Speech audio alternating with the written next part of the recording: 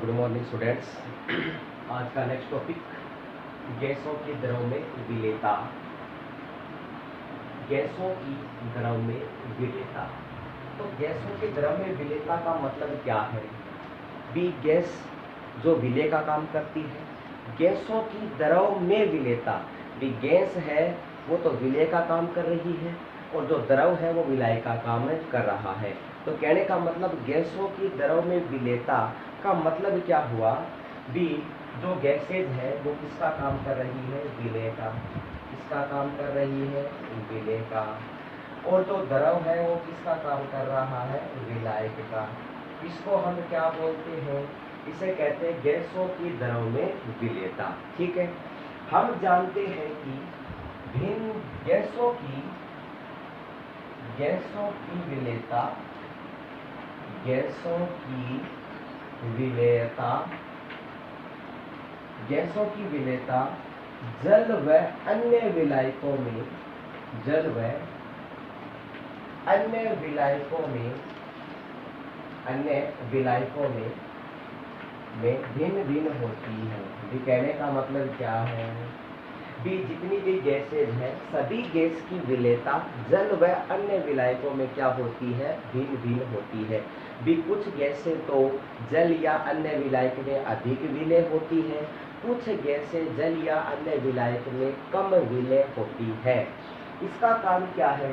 भी इसका कारण यह है कि गैसों की विलेयता की बात करें तो जैसे ऑक्सीजन है, ऑक्सीजन जल के अंदर कम घुलनशील है, जल में क्या है? कम विलेय होती है।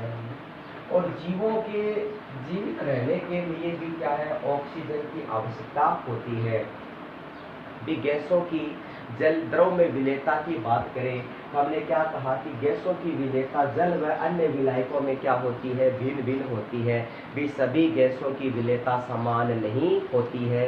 कुछ गैसें जल के अंदर अधिक विलेय होती है और कुछ गैसें जल के अंदर कम विलेय होती है। जैसे अगर हम बात करें ऑक्सीजन है वो पानी के अंदर या H2O के अंदर बहुत कम विलेय होती है, लेकिन फिर भी जीवों को जीवित रहने के लिए हमें किसकी जरूरत पड़ती है? ऑक्सीजन की आवश्यकता पड़ती है। ठीक है, अभी ये क्या कह रहा है कि जल में कम विलेय है। जल में क्या है? कम विलेय। अगर हम बात करें कि गैसों की जल में विलेयता, जल में विलेयता किसकी? गैसों की, गैसों की जल में विलेयता अवशोषण गुणांक के द्वारा प्रदर्शित किया जा सकता है या अवशोषण गुणांक के द्वारा समझाया जा सकता है। बी, गैसों की विलेयता हमने पढ़ा कि जल व अन्य विलायकों में भिन्न भिन्न तो होती है, लेकिन गैसों की जल में विलेयता हम किसके द्वारा समझ सकते हैं? अवशोषण गुणांक। भी गैस का अवशोषण गुणांक क्या होता है? अवशोषण का मतलब समझते होंगे आप, ऑब्जर्व करना, अपनी ओर आंख खींचना, या हम कह सकते हैं अवशोषित करना। भी अवशोषण गुणांक का मतलब क्या है? गैसों का अवशोषण गुणांक क्या होता है? भी हम बात करें कि गैसों का अवशोषण गुणांक क्या होता है कि किसी निश्चित ताप व दाब पर विलायक के निश्चित आयतन में घुली हुई गैस के निश्चित ताप व दाब पर आयतन की मात्रा क्या कहलाती है? गैसों का अवशोषण गुणांक कहलाती है। भी गैसों की बात करें, भी गैसों का अवशोषण गुणांक होता क्या है कि किसी निश्चित ताप व दाब पर, तो हम ये कह सकते हैं कि एनटीपी पर, एनटीपी का मतलब क्या होता है? Normal temperature and pressure. कि सामान्य ताप व दाब पर किसी गैस, किसी विलायक का निश्चित आयतन में गैस के सामान्य ताप व दाब पर घुलनशील होने पर या निश्चित आयतन में घुली होने पर उस गैस का क्या कहलाता है? अवशोषण गुणांक कहलाता है। यानी जो विलेय है वो क्या है? निश्चित आयतन में है और वो किसके अंदर विलेय हो रहा है? निश्चित आयतन के विलायक में, और वो भी किसके ऊपर? निश्चित ताप और दाब के ऊपर, यानी एनटीपी पर। इसको हम क्या बोलते हैं? गैस का अवशोषण गुणांक कहते हैं। क्या बोलते हैं इसको? गैस का अवशोषण गुणांक। ठीक है, इसके बाद अपना टॉपिक है नेक्स्ट भी गैसों की द्रव्य विलेयता को प्रभावित करने वाले कारक। गैसों की दरों में विलेयता को प्रभावित करने वाले कारक, ये कौन कौन से कारक हैं जो विलेयता को क्या करते हैं, प्रभावित करते हैं, और वो कारक निम्न प्रकार है। एक नंबर है गैस की प्रकृति, गैस की प्रकृति। दो नंबर है विलायक की प्रकृति, विलायक की प्रकृति। और 3 नंबर है ताप का प्रभाव, ताप का प्रभाव। और 4 नंबर है दाब का प्रभाव, दाब का प्रभाव। यानी कहने का मतलब कि गैसों की द्रव में विलेयता को प्रभावित करने वाले निम्न कारक हैं। सबसे पहले हमने ये कहा कि गैसों को प्रभावित करने वाले निम्न कारक हैं। उसमें से एक नंबर क्या है, गैस की प्रकृति, नेचर ऑफ गैसेज। 2 नंबर है विलायक की प्रकृति, नेचर ऑफ सॉल्वेंट। और effective of temperature and pressure, ताप का प्रभाव और दाब का प्रभाव।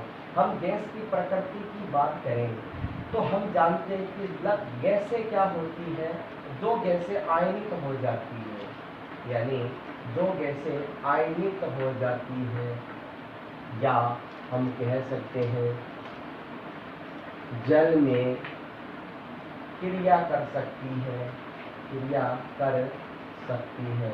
ठीक है, भी कहने का मतलब कुछ ऐसे गैसेज होती है जो क्या कर सकती है, रिएक्ट कर सकती है, वो आयनिक प्रकृति की होती है। और आयनिक प्रकृति का मतलब क्या हुआ कि वो जल के साथ में रिएक्शन कर सकती है। जैसे अगर हम बात करें, यदि हम बात करें कि अपने पास में क्या है, HCl गैस है।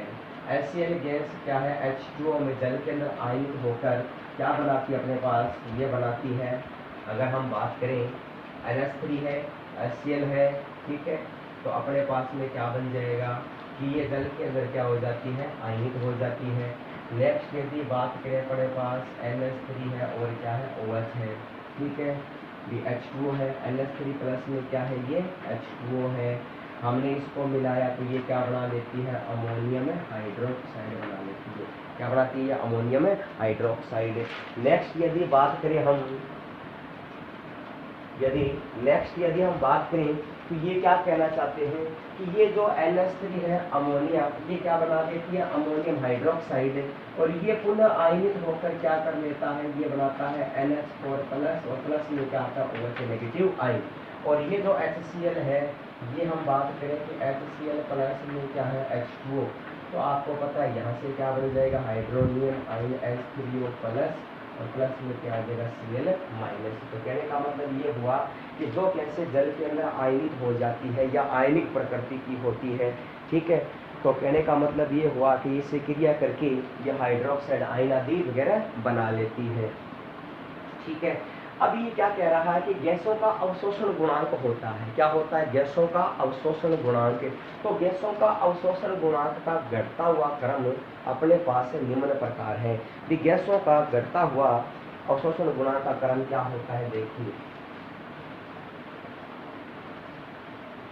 गैसों का घटता हुआ अवशोषण गुणांक क्या होता है, अपने पास में होता है NH3, फिर कौन आता है अपने पास में, HCl, फिर कौन आता है अपने पास में, H2S, ठीक है, फिर अपने पास में क्या आता है, C2H2, क्या आता है, O2, और फिर क्या आता है, N2। तो इस प्रकार से ये क्रम चलता रहता है। इसे बोलते हैं गैसों का अवशोषण गुणांक का क्रम। ठीक है, तो ये क्या होता है, गैसों का अवशोषण गुणांक का क्रम। यहाँ पर इसमें SO2 भी होती है, ठीक है, या CO2 भी होती है। तो ये गैसों का क्या है, अवशोषण गुणांक का क्रम है। और ये अवशोषण गुणांक का क्या है, घटता हुआ क्रम। क्या है, घटता क्रम। क्या ये घटता हुआ क्रम है। ये कहने का मतलब कि गैसों की द्रव में विलेयता को प्रभावित करने वाले कारक कौन कौन से हैं। गैसों की विलेयता को प्रभावित करने वाले कारक निम्न प्रकार है, गैस की प्रकृति, विलायक की प्रकृति, ताप का प्रभाव और दाब का प्रभाव। गैस की प्रकृति की बात करें तो कुछ गैसें क्या होती है, जलीय विलयन के अंदर आयनित हो जाती है। जैसे हमने बात किया कि H2O प्लस में क्या अपने पास में HCl, ठीक है। तो ये क्या बना देती है, हाइड्रोनियम आयन बनाती है, क्या बनाती है, H3O प्लस, और प्लस में क्या था, Cl माइनस। इसी प्रकार हमने बात की NH3 है, NH3 प्लस में क्या है, H2O, तो ये क्या बनाती है, अमोनियम हाइड्रोक्साइड, ये कुल आयनिक होकर क्या बना देता है, NH4 और NH4 प्लस, और प्लस में क्या था, OH माइनस। इस प्रकार की आयनिक भी हो जाती है। फिर हमने कहा कि गैसों के अवशोषण गुणांक का घटता हुआ क्रम निम्न प्रकार है। तो अपने पास में क्या आ गया, NH3, और फिर अपने पास में क्या आ गया, HCl, फिर क्या आ गया, SO2, फिर क्या आ गया, H2O, CO2, C2H2, और फिर क्या आ जाएगा, N2। तो इस प्रकार ये गैसों का अवशोषण गुणांक का क्या घटता हुआ क्रम है। तो हम कह सकते हैं कि गैसों की द्रव्य विलेयता को हम किसके द्वारा समझ सकते हैं, तो गैसों की द्रव्य विलेयता को हम अवशोषण गुणांक के द्वारा समझ सकते हैं। और अवशोषण गुणांक का मतलब आप समझते हो क्या होता है कि किसी निश्चित ताप व दाब पर या सामान्य ताप व दाब पर विलायक के निश्चित आयतन में घुली हुई गैस के सामान्य ताप पर विलय की जो मात्रा होती है या गैस की जो मात्रा होती है, इसे क्या कहते हैं, गैस का अवशोषण गुणांक कहते हैं। नेक्स्ट यदि हम बात करें कि गैसों के अवशोषण गुणांक का मतलब क्या है, ये क्या कह रही है कि ये जो O2 है, N2 है, ये गैस एथिल अल्कोहल में अधिक क्या होती है, विलय होती है। जल की बजाय O2 व N2 गैस क्या होती है, अधिक विलय होती है। जल की बजाय एथिल अल्कोहल में क्या होती है, अधिक विलय होती है, क्योंकि ये गैसें क्या होती है, हल्की होती है। ये गैसें क्या होती है, हल्की होती है, ठीक है। बी, O2 और N2 जल की अपेक्षा अल्कोहल में अधिक विलय होती है। इसके पीछे कारण क्या है, ये गैसें क्या होती है, हल्की होती है, और इनका द्रवीकरण आसानी से नहीं होता, इनका द्रवीकरण आसानी से नहीं होता है, ठीक है।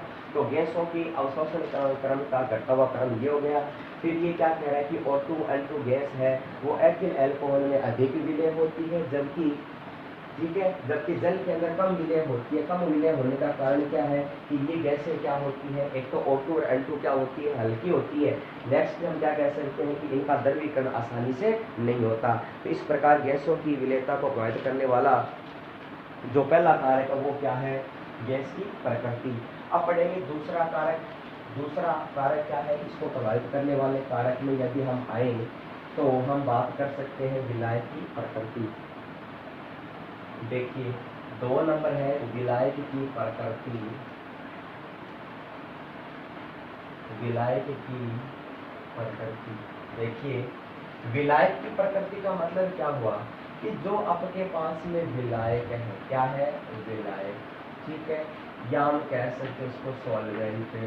ये आपने पढ़ा हुआ है कि समान समान को बोलता है, ये विलेयता का सिद्धांत है, समान समान को बोलता है, समान समान को बोलता है, ये एक विलेयता का सिद्धांत है, या हम कह सकते हैं सोल्युबिलिटी का प्रिंसिपल है या सिद्धांत है। यानी कहने का मतलब है कि जो गैसें ध्रुवीय प्रकृति की होती है, जो गैस ध्रुवीय प्रकृति की होती है वो ध्रुवीय विलायक में विलय होती है। ध्रुवीय किसमें, विलायक में विलय होती है। कोई भी गैस यदि वो ध्रुवीय प्रकृति की है तो वो ध्रुवीय विलायक के अंदर ही विलय होगी।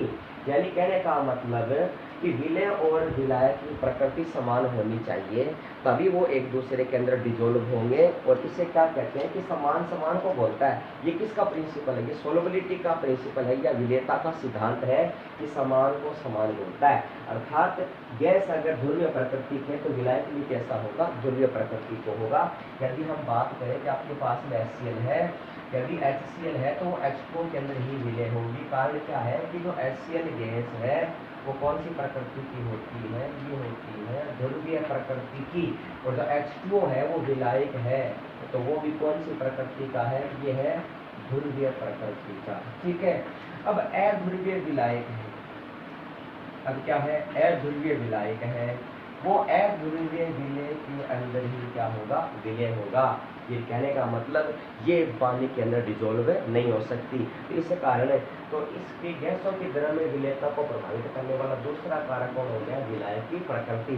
तो विलायक की प्रकृति किस प्रकार मायने रखती है कि जो विलायक होता है वो ध्रुवीय प्रकृति का होना चाहिए, और गैस भी कौन सी प्रकृति की होनी चाहिए, ध्रुवीय प्रकृति की। विलय और विलायक जब गैसीय प्रकृति में या ध्रुवीय विलायक और ध्रुवीय गैस होगी या विलय होगा, तभी वो एक दूसरे के अंदर क्या होंगे, विलय होंगे, वरना वो विलय नहीं होंगे। अर्थात समान समान को बोलता है, इसे विलयता का सिद्धांत कहते हैं। अर्थात हम ये कह सकते हैं कि जो ध्रुवीय गैस होती है वो ध्रुवीय विलायक में विलय होती है, और अध्रुवीय गैस होती है वो अध्रुवीय विलायक के अंदर क्या होती है, विलय होती है। ठीक है, तो इस प्रकार गैसों की द्रव में विलयता को प्रभावित करने वाला दूसरा कारक क्या हो गया, विलायक की प्रकृति। देखिए नेक्स्ट है ताप का प्रभाव। नेक्स्ट अपना तीसरा पॉइंट है ताप का प्रभाव। तीसरा है अपने पास ताप का प्रभाव। भी ताप का प्रभाव का मतलब क्या हुआ कि गैसों की द्रव में विलयता पर ताप का प्रभाव पड़ता है। ताप का प्रभाव का मतलब क्या हुआ, ठीक है, कि गैसों की द्रव में विलयता क्या होती है, कम होती है। यानी किसी भी गैस को यदि टेम्परेचर दिया जाए, यानी किसी गैस के अंदर ताप बढ़ाया जाए, किसी गैस में यदि ताप बढ़ाते हैं और यदि ताप बढ़ाएंगे तो इसकी विलयता में क्या होगी, कमी होगी। इसकी विलयता में क्या होगी, कमी। विलयता में कमी क्यों होगी कि जब इसको टेम्परेचर देंगे, ताप देंगे, तो गैस के अणुओं में या गैसों के अणुओं में गतिज ऊर्जा होगी। गैसों के अणुओं में क्या होगी, गतिज ऊर्जा। और गतिज ऊर्जा होने के कारण गैसों में क्या होगा, स्थानांतरण होगा। और गैसों में स्थानांतरण होने तो ऊष्मा का क्या होगा, उत्सर्जन होगा। और ऊष्मा का उत्सर्जन होने पर हम कह सकते हैं कि इसकी विलयता में क्या आएगी, कमी आएगी। विलयता में क्या आएगी, कमी। ठीक है, ये कहने का मतलब यदि ताप का प्रभाव देखा जाए तो गैसों को यदि टेम्परेचर देते हैं तो उसकी विलयता में क्या आती है, कमी आती है। यदि किसी बीकर के अंदर हमने क्या लिया, पानी लिया, उसमें गैस को क्या कर रहे हैं, ऑब्जर्व कर रहे हैं, गैस को डालकर उसको गर्म कर रहे हैं। ठीक है, तो पानी क्या है, वाष्प के रूप में आता है, गैस के रूप में आता है। आपने देखा होगा कि जैसे जैसे टेम्परेचर देंगे तो गैस की विलयता में क्या आएगी, कमी आएगी, क्योंकि वह गर्म होगी तो गैस के अणु क्या होंगे, ऊपर की ओर उठेंगे, वाष्प बनकर, और ऊपर की ओर उठेंगे तो ऊष्मा का क्या होगा, उत्सर्जन होगा।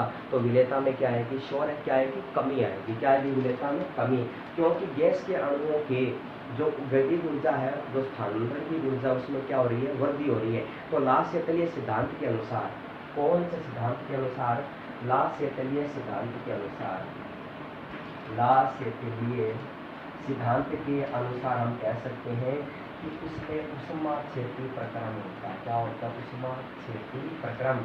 अगर यदि ऊष्माक्षेपी प्रक्रम होगा तो ऊर्जा में क्या आएगी, कमी आएगी। ऊर्जा में कमी आएगी तो विलयता में क्या आएगी, इसके कमी। तो ताप के प्रभाव होने पर गैसों की विलयता पर प्रभाव पड़ता है और इसकी विलयता में क्या होती है, कमी होती है।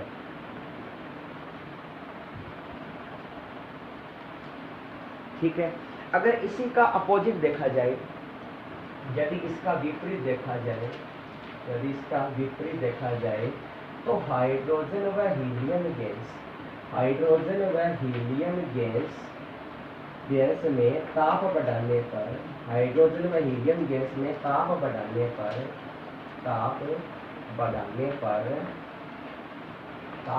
पर विलयता बढ़ती है। ये अन्य गैसों की विलयता क्या होती है, घटती है, क्योंकि उसमें क्या होता है, उत्सर्जन होता है, तो विलयता में क्या आती है, कमी आती है। लेकिन एक अपवाद स्वरूप देखा जाए, हाइड्रोजन व हीलियम गैस में ताप बढ़ाने पर विलयता में क्या होती है, बढ़ती है। विलयता क्या होती है, बढ़ती है। तो विलयता बढ़ती क्यों है, क्योंकि इसमें ऊष्मा का क्या होता है, अवशोषण होता है। इसमें ऊष्मा का क्या होता है, अवशोषण। इसमें ऊष्मा का क्या हो रहा है, अवशोषण हो रहा है। ये कहने का मतलब कि गैसों में ताप बढ़ाने पर विलेयता में क्या होती है, कमी होती है। इसमें अपवाद क्या है कि हाइड्रोजन व हीलियम दो ऐसी गैस है, यदि इन गैसों में ताप बढ़ाते हैं तो विलेयता क्या होती है, बढ़ती है। और इसकी विलेयता बढ़ने का कारण क्या है कि इसमें उष्मा का क्या होता है, अवशोषण होता है। अतः ये क्या करती है, उष्मा का अब्जॉर्ब करती है। और अन्य जो गैसेज होती है वो क्या करती है, उष्मा को क्या करती है, बाहर निकालती है। अतः इनकी उष्मा का क्या होता है, हम ये कह सकते हैं कि इसमें उष्मा का क्या होगा, अवशोषण होता है।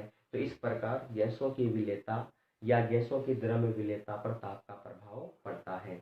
और आगे हम पढ़ते हैं नेक्स्ट टॉपिक 4 नंबर, दाब का प्रभाव। भी गैसों पर दाब का प्रभाव किस प्रकार से पड़ता है। तो 4 नंबर पॉइंट है गैसों का दाब का प्रभाव। नेक्स्ट देखिए, गैसों की द्रव्य विलेयता पर दाब का प्रभाव। 4 नंबर पॉइंट अपना दाब का प्रभाव। चौथा है क्या अपना, दाब का प्रभाव। देखिए दाब का प्रभाव,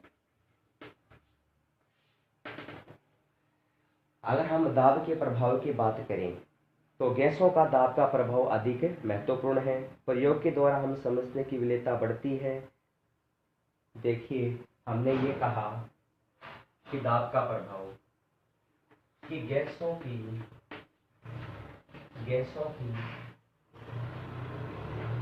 द्रव में विलेयता, गैसों की द्रव में विलेयता पर दाब का प्रभाव पड़ता है। दाब का प्रभाव पड़ता है। भी गैसों की द्रव में विलेयता पर दाब का प्रभाव पड़ता है। ठीक है, अर्थात दाब बढ़ाने पर विलेयता बढ़ती है। दाब बढ़ाने पर विलेयता क्या होती है, बढ़ती है। दाब बढ़ाने पर विलेयता क्या होती है, बढ़ती है। ठीक है, कहने का मतलब अगर किसी गैस की द्रव में विलेयता पर दाब के प्रभाव को देखा जाए तो यदि किसी गैस के ऊपर दाब बढ़ाया जाए तो उसकी विलेयता में क्या होती है, वृद्धि होती है। ठीक है, और जैसे हम बात करें कि सामान्य ताप व दाब के ऊपर, सामान्य ताप और हम किसकी बात करें, दाब, सामान्य ताप व दाब की बात करें तो गैसों में विलेयता किस प्रकार होती है। देखिए अगर आपके पास ये क्या है, 2 बीकर है, ये लिया हमने 2 बीकर ले लिए। ठीक है जी, देखिए ये हमने क्या लिए हैं, 2 बीकर लिए हैं। ठीक है, इसका निचला भाग क्या है, इसमें लिक्विड है, यानी इसमें क्या है, H2, और ये क्या है, इसमें गैसेज है। और इसके ऊपर ये क्या लगा देते हैं, पिस्टन, ये क्या लगा देते हैं, पिस्टन यानी दाब लगा देते हैं, ये लगा दिया दाब। ठीक है, दूसरा बीकर लेते हैं। देखिए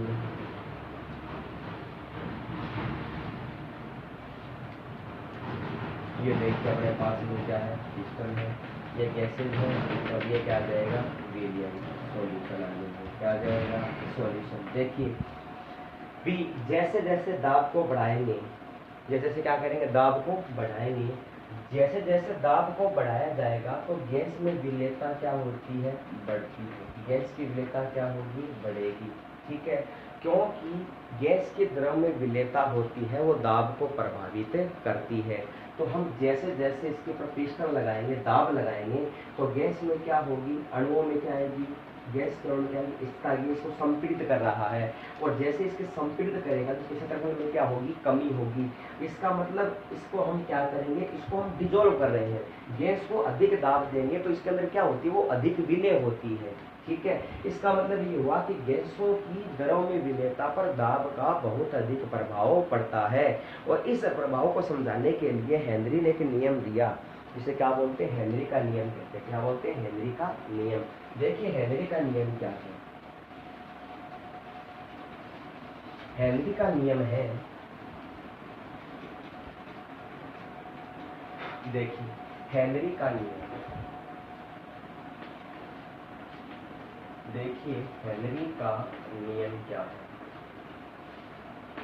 हेनरी का नियम क्या है, हेनरी का नियम है कि स्थिर ताप पर विलायक की निश्चित मात्रा एवं विलेय में घुली हुई मात्रा साम्यावस्था में गैस के द्वारा लगाए गए दाब के क्या होती है, समानुपाती होती है। स्थिर ताप पर विलायक की निश्चित मात्रा, स्थिर ताप पर देखिए हेनरी नियम क्या है, स्थिर ताप पर विलायक की स्थिर ताप पर विलायक की निश्चित मात्रा में घुली हुई गैस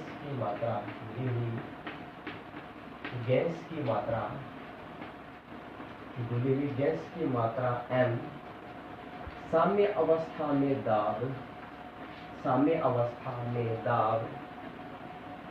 दाब P के क्या होती है, समानुपाती होती है। गैस की जो मात्रा होती है वो दाब P के क्या होती है, समानुपाती होती है।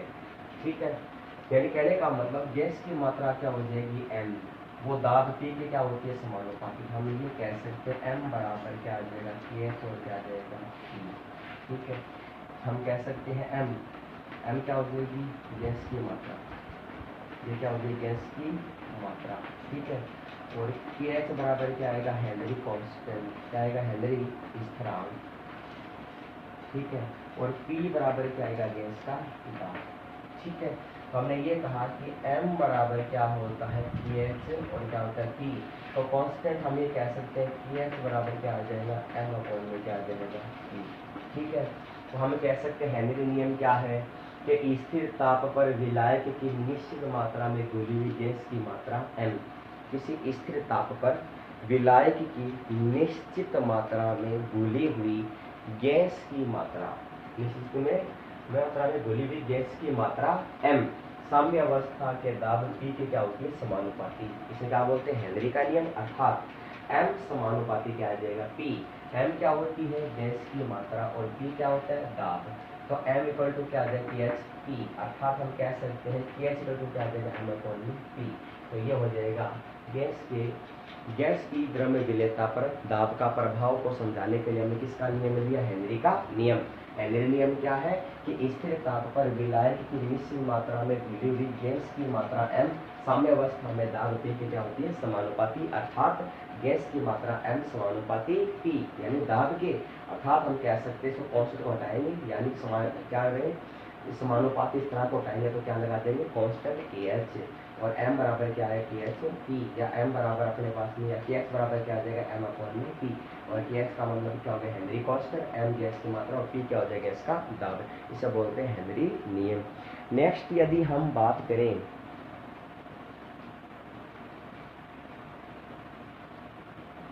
यदि हम गैस की नेक्स्ट बात करें तो गैस को यदि हम किस में लेते हैं, मोल में लेते हैं। क्या लेते हैं, हेनरी की दूसरी नियम परिभाषा क्या है, अर्थात हम ये कह सकते हैं हेनरी की दूसरी नियम परिभाषा, या हेनरी नियम की दूसरी परिभाषा क्या है, हेनरी नियम के अनुसार क्या है कि किसी भी अगर हम बात करें किसी गैस का वाष्प अवस्था में आंशिक दाब P, किसी गैस का आंशिक अवस्था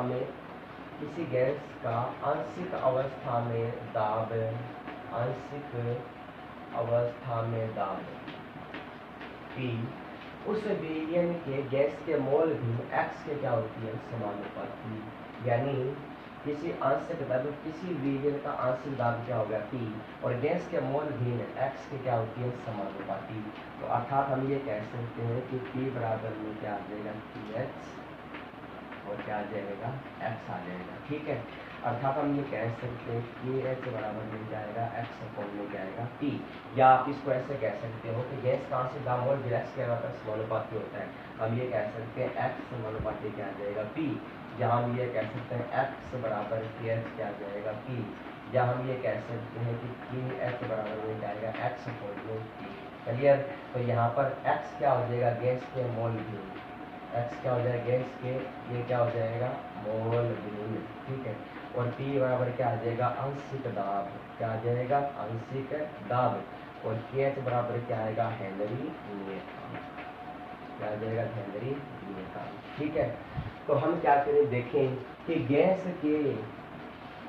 के मोल भी में x और दाब P के मध्य ग्राफ खींचते तक सीधी रेखा आती है। क्या आती है, सीधी रेखा।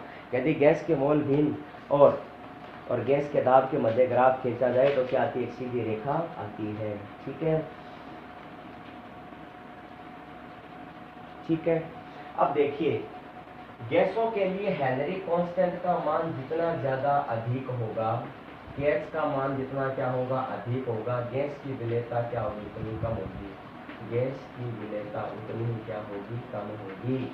ठीक है, तो गैसों के लिए हेनरी कांस्टेंट का मान जितना अधिक होगा, गैसों की विलेयता उतनी क्या होगी, कम होगी। ठीक है, जैसे हम कह सकते हैं कि जलीय जीव होते हैं, क्या होते हैं, जलीय जीव, वो गर्म जल की बजाय ठंडे जल में रहना क्या रहते हैं, आरामदायक होते हैं। कि वो ठंडे जल में क्यों रहेंगे, ठीक है, क्योंकि अगर उसमें ऊर्जा की बात करें तो अगर झीलों के अंदर देखा जाए, ऊपर पानी क्या हो जाता है, ठंडा बर्फ जम जाती है। ठीक है ना, जिसकी हम क्या कहते हैं कि वो गर्म जल में न रहकर वो किस में रहते हैं, ठंडे जल में अधिक आरामदायी रहते हैं।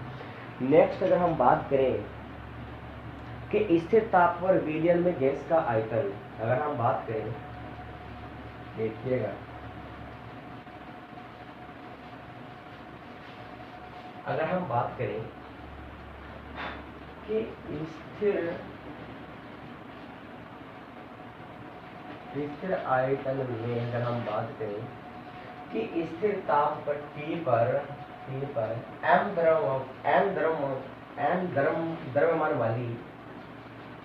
द्रव्यमान वाली या m अणुभार वाली m द्रव्यमान गैस T ताप पर भी अगर हम बात करें तो स्थिर ताप पर विलयन में गैस का आयतन या गैस का दाब कि T ताप पर m अणुभार वाली m गैस का जिसका आयतन V है, तो दाब V पर विलायक में निश्चित आयतन में क्या है, विलय है।